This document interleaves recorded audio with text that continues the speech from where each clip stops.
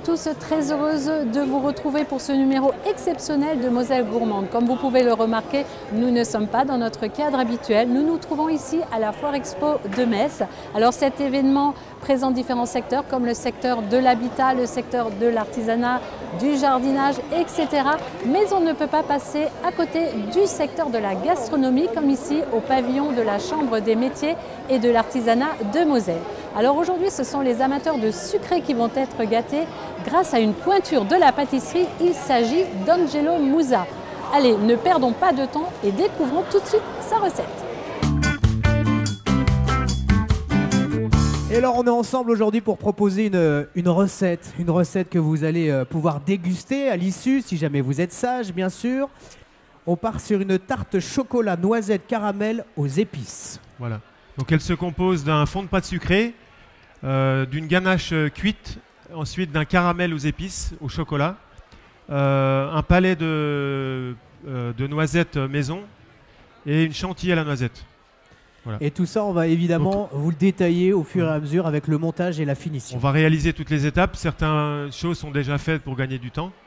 Et on va commencer donc par la pâte sucrée. Et on commence avec la pâte sucrée. Quelle est la différence entre une pâte sucrée et une pâte sablée? Pâte sablée, on va avoir plus de beurre. Plus de beurre dans la pâte sablée. Voilà. Par quoi commence-t-on? En fait, pour qu'une tarte soit bonne, il faut déjà qu'elle ne soit pas trop épaisse, donc assez fine. Des bonnes matières premières, bien sûr. Et surtout bien cuite. Hein, une pâte qui est blanche, c'est qu'elle n'est pas assez cuite. Hein, elle doit être bien dorée, bien caramélisée. Donc ça, c'est très important. Donc la première étape, je mélange le beurre avec la poudre d'amande pour donner du parfum et le sucre glace. Et on mélange comme il faut pour bien que tous les éléments se lient entre eux.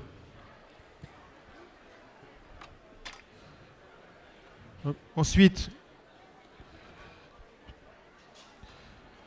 je vais mettre le beurre et on va faire sabler.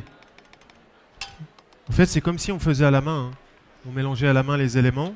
On pourrait faire toute cette recette à la main? Complètement, oui. Alors, on est donc toujours en train de faire notre pâte sucrée. Maintenant, on va incorporer les œufs. Voilà, on va incorporer les œufs. Hop.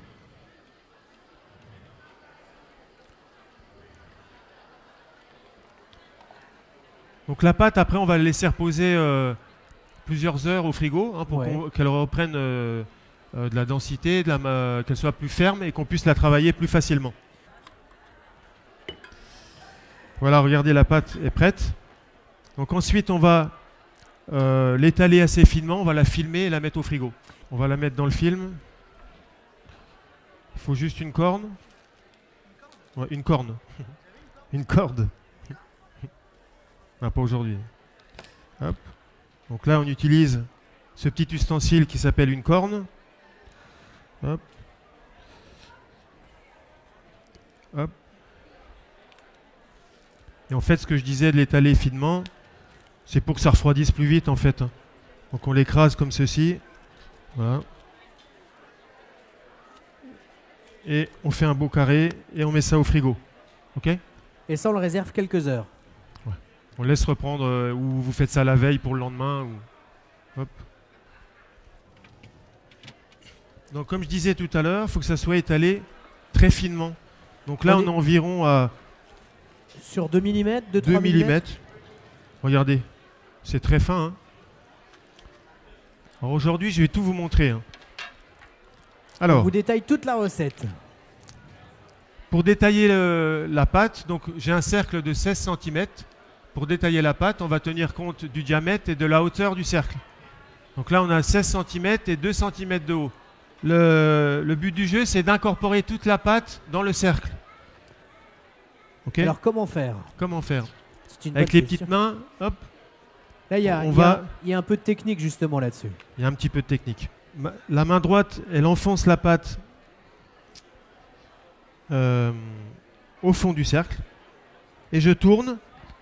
Et la main gauche, elle pince la pâte pour égaliser l'épaisseur. Okay. Et après, ce qui est important, c'est que la pâte, elle soit à angle droit. Ensuite, on enlève l'excédent. On dit ébarber. avec un couteau, hop, comme ceci. Ça ensuite, on va le cuire sur cette toile. C'est un sile-pain. Ça va stabiliser la pâte et ça va faire des belles cuissons. Vous voyez, comme ceci. Voilà, ça c'est fini. Hop. À combien j'ai cuit la pâte? À votre avis, à quelle température on cuit cette pâte? Cuit à 150 degrés. Tout ce qui est sablé, pâte sucrée, on va cuire à température douce pour cuire lentement et faire une cuisson parfaite. Donc là, on va faire une technique en cuisant en 2 fois. On va faire 2 cuissons.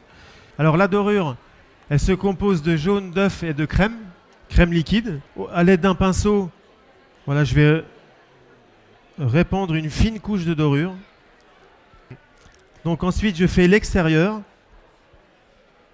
Faire attention Ensuite, à ne pas avoir de coulure. Je prends la tarte dans la main. Hop, et je vais mettre tout autour. Qu'est-ce que c'est? Ben, je vais te le dire. Du gruet. pense- Fèves de cacao torréfiées concassées. Donc la première cuisson, on a dit 150 degrés, une quinzaine de minutes. On remet au four. Donc ça va donner ça, vous voyez, cette couleur un peu caramel. Voilà, donc ça on peut enlever. On va faire la ganache maintenant. C'est une ganache donc avec un peu d'œuf à la fin, puisqu'on va la cuire au four après. Donc on va d'abord réaliser une ganache classique. Donc le chocolat, on le fait fondre un peu au micro-ondes. On y va par palier de 20 secondes pour ne pas brûler le chocolat. Donc pour faire de la ganache, il faut de la crème et une casserole pour chauffer la crème.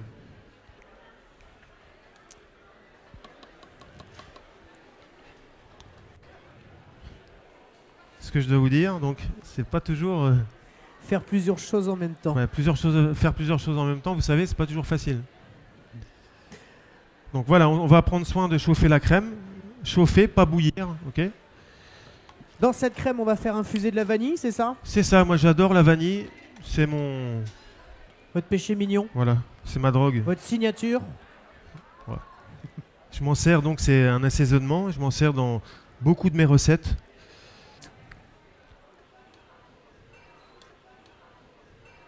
Donc là, on est en train de faire infuser notre vanille. On garde la gousse, hein, parce que c'est vrai que Voilà. les gens, on a souligné ça ce matin avec Michael, pardon. Ouais. On met pas juste les graines de vanille, on met la gousse complète dans Oui. notre crème. Donc effectivement, quand je ne l'ai pas expliqué, mais quand on gratte la gousse, il faut bien prendre soin de gratter la gousse. Parce qu'en fait, tout le parfum, elle se trouve dans l'écorce. Hein, c'est pas forcément que dans les graines, mais c'est vraiment dans l'écorce de la gousse de vanille. Hop. Donc je gratte bien. Hop. Donc ensuite, la gousse, on la lave et on la met à sécher. Pour ensuite la broyer, c'est Voilà. ça, pour en obtenir Voilà. une fine poudre.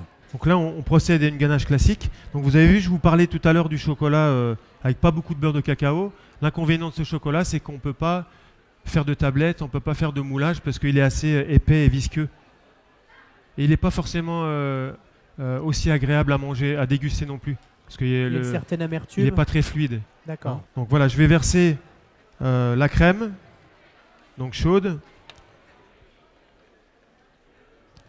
sur mon chocolat légèrement fondu.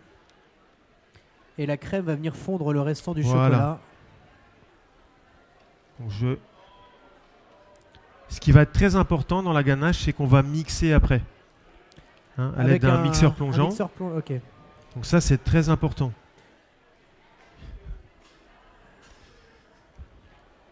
Je suis un peu ému parce que dans le public, il y a beaucoup d'amis. C'est vrai que Il y a des amis pâtissiers, il y a des amis du club de sport. J'ai l'impression. c'est un peu votre deuxième finale de Coupe du Monde. Ouais. Voilà, donc je mélange. Vous voyez ça.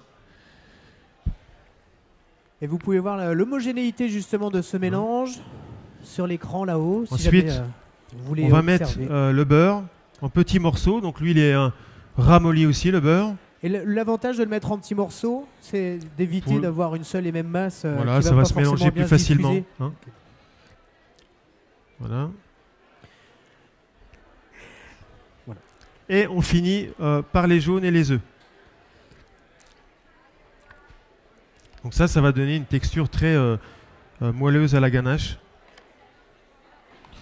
Voilà.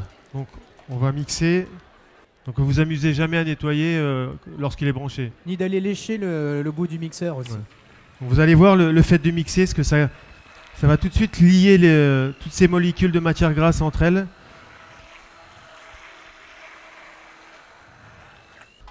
Ok, ensuite, oui, je vais peser. Hein.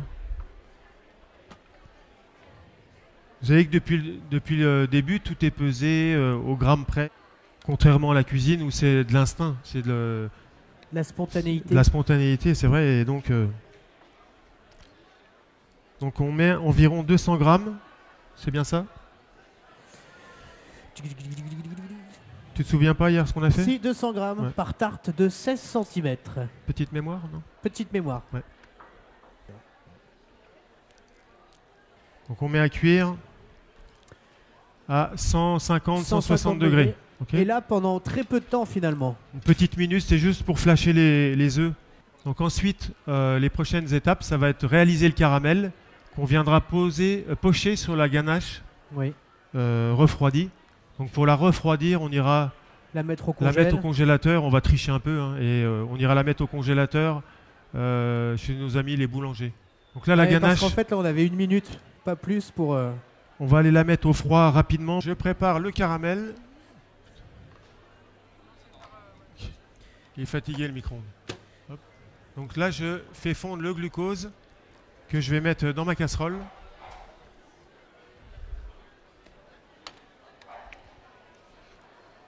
Caramel au chocolat épicé. Pour cela, il nous faudra de la crème liquide, des zestes d'orange, une demi-gousse de vanille. On va effectivement évoquer la fève de tonka, le galanga aussi. Voilà. Du glucose, du beurre, du sucre semoule, un petit peu de sel et encore du chocolat noir à 62% cette fois-ci. Donc là, on met du glucose. On va le caramel, c'est quoi? C'est un sucre qu'on va caraméliser et qu'on va décuire avec de la crème.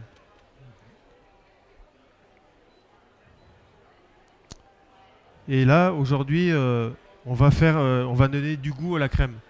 Donc je vais faire une infusion avec de la vanille, des zestes d'orange, du galanga qui est un peu, qui s'apparente un peu au gingembre. C'est un peu plus doux, un peu moins piquant. Okay. Et un peu de fève de tonka aussi, que je vais gratter dans la crème. Et la fève de tonka, il n'y a pas besoin d'en mettre énormément, sinon ça prend le dessus sur le reste. C'est très fort et ça devient désagréable. Donc ça, on le chauffe dans une casserole. Aujourd'hui, je vais le chauffer au micro-ondes. Voilà l'équipement du CFA. Voilà, il n'y a plus d'argent pour les jeunes. Hop. Donc je fais fondre le glucose. Donc le glucose, c'est un anticristallisant et c'est un pouvoir sucrant moins fort que le sucre. Donc on le fait fondre. Ensuite, je vais incorporer le sucre en 2-3 fois. Voilà, on va le laisser fondre. On va laisser caraméliser doucement, pas trop fort. Hein, sinon, on va développer beaucoup d'amertume. On a une belle couleur caramel. Et maintenant, je vais décuire avec la crème chaude. Vas-y. Donc, je filtre pour ne pas récupérer la vanille et le... Doucement, doucement. Attends. Voilà, donc là, on a tous les arômes et le parfum de la fève de tonka, de la vanille et de l'orange qui ressortent. Vas-y. Donc je laisse le feu en dessous, hein, j'ai pas arrêté. Hop. Attends, vas-y. Donc toujours bien corné. Hop. Donc si vous voulez faire un caramel vanille au beurre salé par exemple, et lui donner une texture un peu plus coulante, un peu plus ferme, là on va recuire notre caramel. On peut le recuire sans qu'il brûle alors? C'est ça. Non, on peut cuire. Donc 106 degrés, on va avoir un caramel très souple. 108, il va commencer à prendre la texture. 113, il est un peu plus ferme, mais il reste encore très souple. Et pour faire un bonbon caramel, on va pousser à 118, 119 degrés. Donc là, on travaille avec une sonde dans les calages, j'imagine. Un thermomètre, voilà, hein, très important. Donc vous voyez, il y a beaucoup de... on a besoin de beaucoup de matériel en pâtisserie de précision, comme des thermomètres, des réfractomètres aussi, des pH mètres. Mais alors après, avec l'expérience, j'imagine qu'à l'œil, vous arrivez à voir à peu près si on est...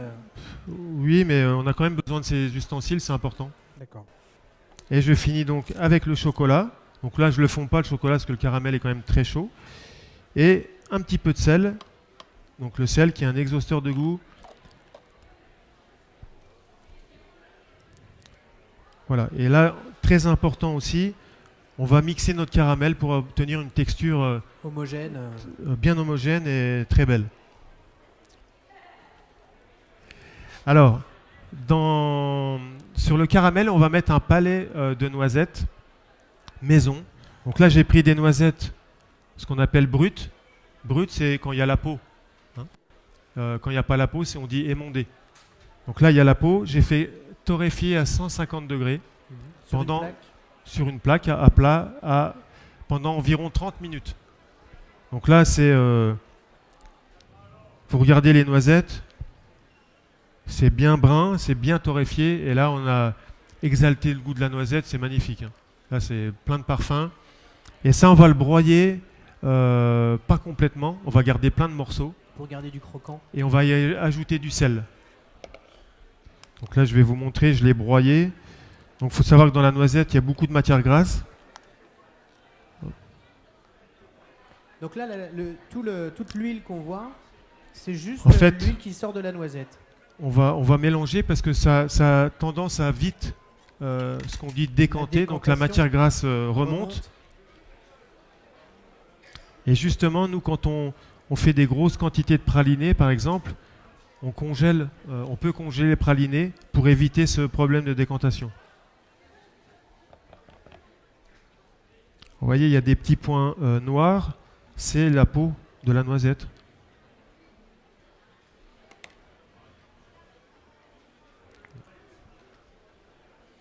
Donc ça, je l'ai broyé avec un robot, un Magimix ou un Kenwood voilà. Et bien d'autres. On n'est pas là pour faire de la pub aujourd'hui.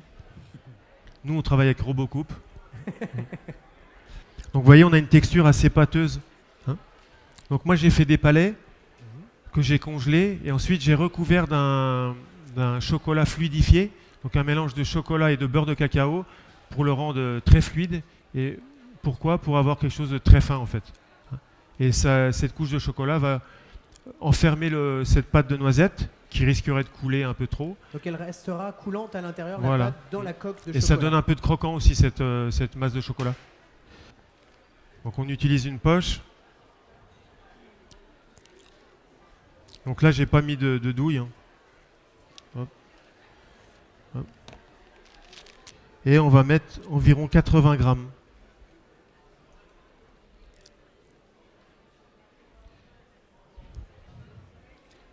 Alors, ça a l'air facile comme ça d'obtenir un escargot aussi parfait.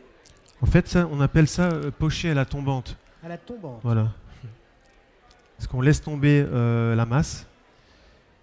Voilà. Et on élargit le cercle. Voilà. Donc ça, on le met au congélateur. À la place. Enlève-le, enlève-le. Donc la chantilly, elle se compose de crème, de pâte de noisette et de praliné. Donc il n'y a pas de sucre. Le sucre, il va être apporté un petit peu par le praliné et par le chocolat au lait, qui va donner aussi de la tenue à notre chantilly. On va commencer par la méthode facile. Donc généralement, un praliné, c'est à base de fruits secs, noisettes, amandes ou amandes noisettes, ou pistaches. Noix de macadamia. Noix de macadamia aussi. Et on va en général, on fait 60% de fruits, 40% de sucre, ou 50-50, comme vous voulez. On caramélise le sucre, et ensuite on le coule sur un silpate. On torréfie les fruits dans un four à 150 degrés, et on coupe le fruit pour savoir s'il est bien torréfié. On contrôle la cuisson du fruit en coupant le fruit. Et on le voit à l'intérieur justement. Voilà, il faut qu'il soit comme les noisettes de tout à l'heure, bien torréfié, hein, c'est très important. Et ensuite, une fois que c'est froid, on mixe tout ensemble. Okay. Donc là, est-ce que vous pouvez rappeler un petit peu le mélange qu'on a? Donc, je peux. Ouais. Si vous êtes d'accord. Hein, on a de la pâte de noisette. Donc là, je vais chauffer la première partie de crème. Oui. Pour faire fondre mon chocolat et mélanger avec la pâte de noisette. En parallèle, on va faire monter la crème. Pour la chantilly. Voilà. Donc là, c'est important d'avoir une bonne qualité de crème. Une cuve bien froide. Une cuve froide. Oui. Et on va monter en chantilly. Donc si vous avez la recette sous les yeux, vous allez lire mascarpone. Exactement. Donc le mascarpone va donner de l'onctuosité, de la tenue, de la texture à notre chantilly. Moi je la mets au départ, hein, elle va se mélanger toute seule à la crème.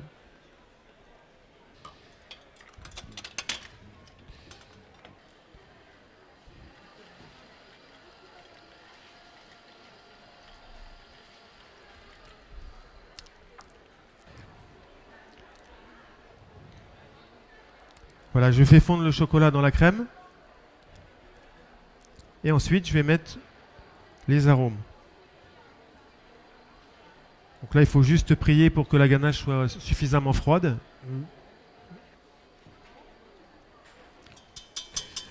Alors, on a notre chantilly qui est monté. Voilà. Chantilly qui sera donc chocolat et au lait de noisette. Voilà.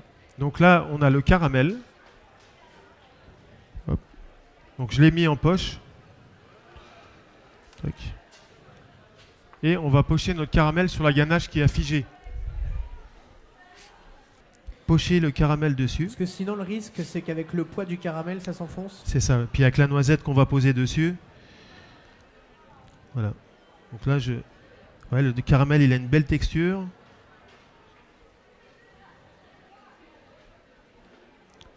Alors, donc là je vais prendre la température de ce mélange. Hein, crème et chocolat et pâte de noisette. Donc pour ça j'utilise une sonde.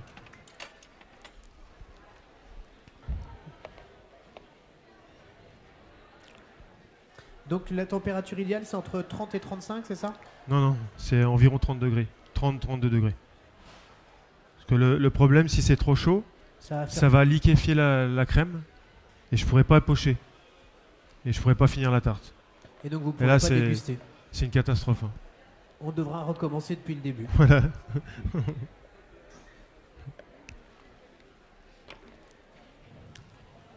Hop.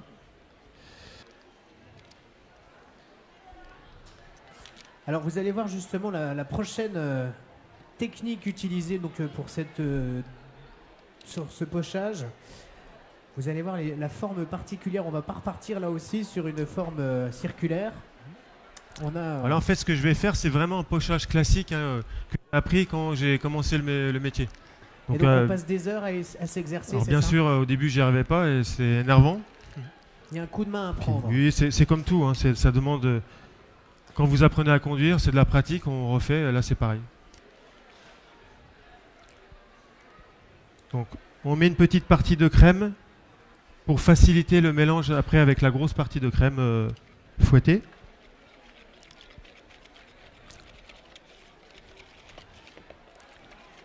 Et je viens le verser dans la crème. Voilà, on le verse. Et je mélange en même temps. Donc quand je mélange, on mélange du centre vers l'extérieur et on tourne la cuve. Et on tourne. Vous voyez, j'utilise une corne pour récupérer cette chantilly. Non mais vous aurez une dégustation en privilège. On vous donnera la toute première. Comme ça, vous nous direz si c'est bon ou pas. Allez, pas de palais. Hop. Donc c'est les fameux palets dans lesquels on avait notre noisette. La pâte de noisette maison. Qu'on avait fait au préalable. On allait réserver quelques instants au congèle. Voilà. Et c'est pas fini. Et maintenant on va pocher. Alors regardez bien. Hein. Regardez sur l'écran si jamais vous voulez vous exercer déjà visuellement. Hop. Comme des petites ailettes. Hop. Donc je pousse la crème et je tire vers le centre. Hop. Et je colle le pochage.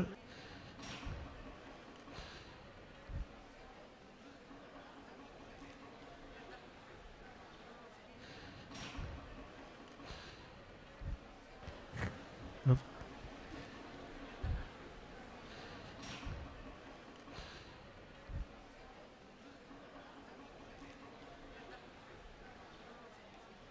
Donc vous voyez, je prends soin de tourner la tarte.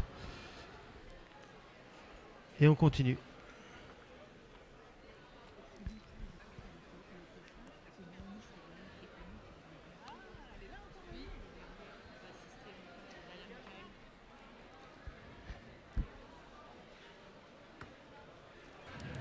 À l'aide d'une boule à thé, on va mettre un peu de cacao. Ah, mais c'est bien, ça permet aussi de se rendre compte tout le travail qui est exécuté justement sur une pâtisserie. Ça se fait pas en 2 secondes.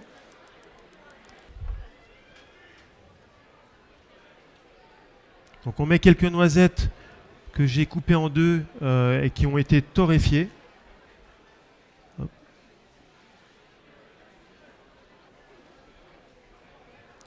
On en met un sur le pourtour de la tarte. Tac.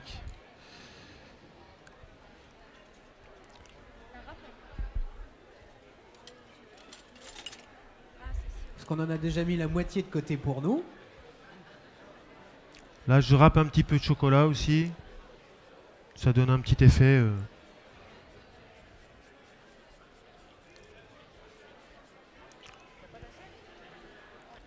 Quelques graines aussi de gruau de cacao.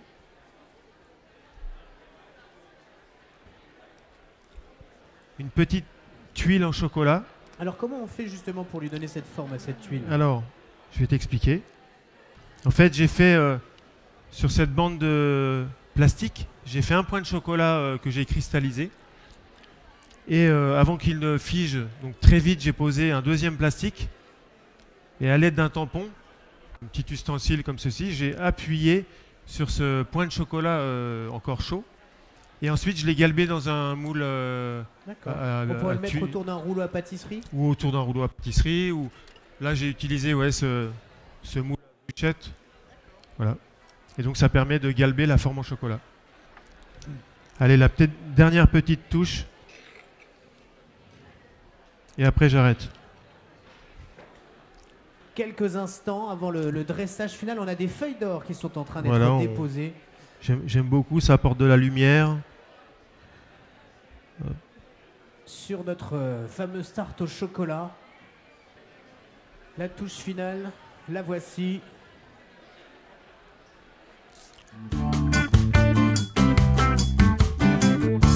Encore une belle recette qui nous met les papilles en émoi. Vous pouvez éventuellement la reproduire chez vous, mais vous pouvez également revoir l'émission en replay sur notre site Moselle TV. Je vous souhaite une très belle semaine gourmande et on se retrouve pour d'autres aventures gustatives.